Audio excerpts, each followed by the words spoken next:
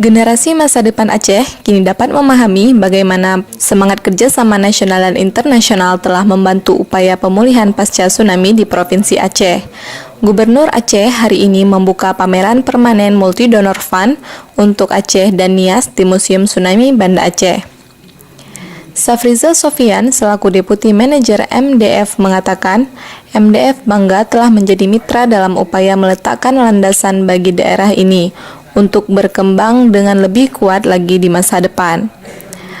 Terletak di lantai 2 Museum Tsunami, pameran ini memaparkan bagaimana MDF dibentuk, para mitra program, pendekatan serta pencapaiannya, dan yang terpenting adalah pembelajaran yang dipetik dari dukungan rekonstruksi tersebut.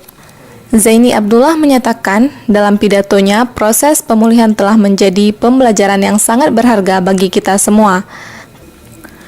Colin Crooks mengatakan Uni Eropa bangga bekerja sama dengan Bank Dunia, pemerintah Indonesia dan masyarakat Aceh dalam menanggapi bencana yang dahsyat pada tahun 2004. Pameran ini mengingatkan kita akan apa yang telah dicapai oleh Aceh, kesiapannya menyambut masa depan yang cerah. Rizky Hidyati, Syarifah Azura melaporkan untuk MJC News.